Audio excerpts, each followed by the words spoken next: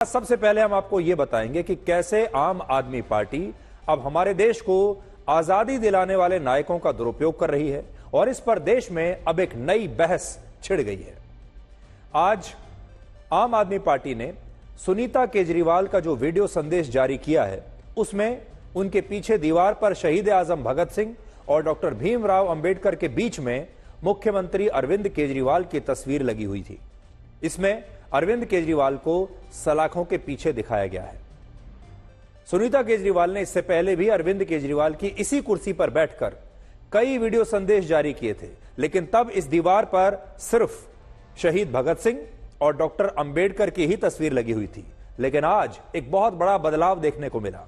आज आम आदमी पार्टी ने इन दोनों के साथ अरविंद केजरीवाल की तस्वीर लगाकर उन्हें भी एक अमर क्रांतिकारी बना दिया और उन्हें आज का भगत सिंह और डॉक्टर अंबेडकर बताने की कोशिश की।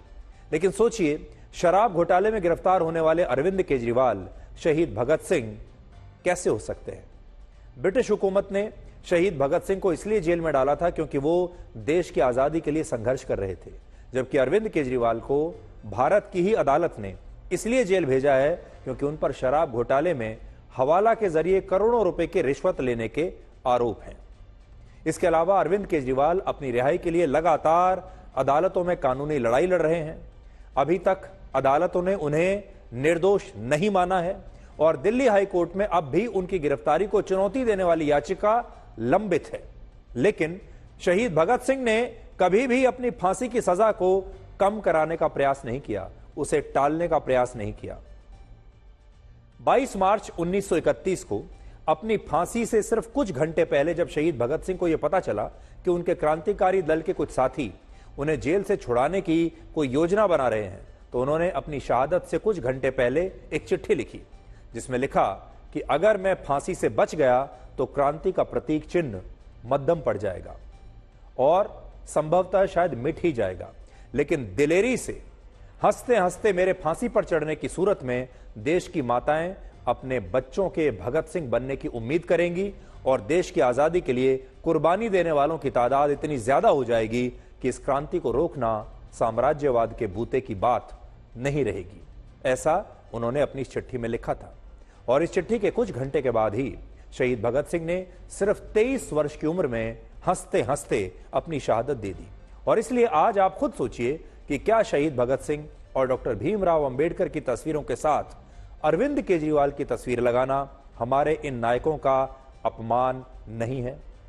असल में आम आदमी पार्टी और अरविंद केजरीवाल ने बहुत सोच समझकर ये कैमरा फ्रेम बनाया था जिसमें शहीद भगत सिंह के जरिए अरविंद केजरीवाल खुद को एक बहुत बड़ा क्रांतिकारी और डॉक्टर अंबेडकर के जरिए खुद को गरीब, वंचित और शोषित वर्ग के लोगों का नेता बताना चाहते हैं।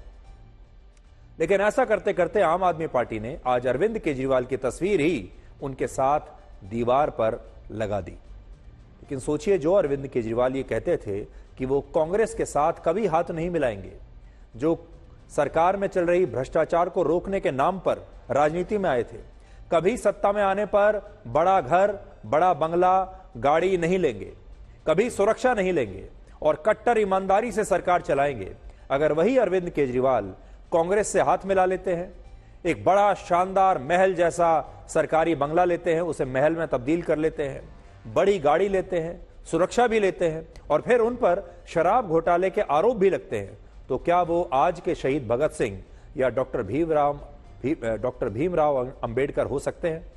लेकिन आम आदमी पार्टी अभी शायद ऐसा ही दर्शाने की कोशिश कर रही है। आपके केजरीवाल जी ने सभी विधायकों के लिए जेल से संदेश भेजा है। मैं जेल में हूं, इस वजह से मेरे किसी दिल्ली वासी को किसी तरह की तकलीफ नहीं होनी चाहिए।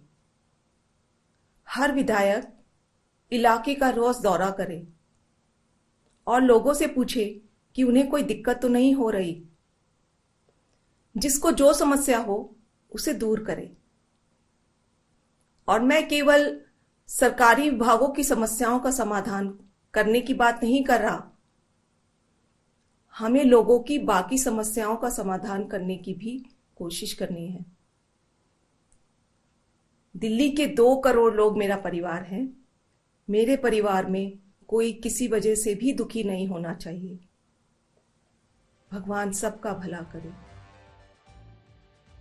अब आप संजय सिंह की इन तस्वीरों को देखिए, जिन्होंने शराब घोटाले में मिली जमानत को यानी बेल को अपनी बेगुनाही का सर्टिफिकेट बना लिया और आज वो अपने परिवार और पार्टी के लोगों के साथ राजघाट पहुंचे, जहां उन्होंने महात्मा गांधी को नमन किया।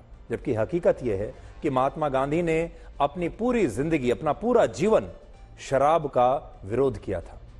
महात्मा गांधी ने एक बार कहा था कि अगर मुझे पूरे भारत का एक दिन के लिए तानाशाह बना दिया जाए तो मैं देश में शराब की तमाम दुकानों को बिना कोई मुआवजा दिए बंद करा दूंगा और ताड़ के तमाम पेड़ों को नष्ट कर दूंगा। ऐसा महात्मा गांधी ने कहा था। लेकिन दुर्भाग्य देखिए, उन्होंने भी कल्पना नहीं की थी कि आगे चलकर उनके साथ ऐसा होगा। आज इसी शराब के घोटाले में बेल मिलने के बाद संजय सिंह उन्हीं महात्मा गांधी की समाधि पर जाते हैं जिन्होंने अपनी पूरी जिंदगी शराब का विरोध किया था। हम लोगों ने गांधी जी की समाधि पर यह प्रार्थना किया कि हे प्रभु,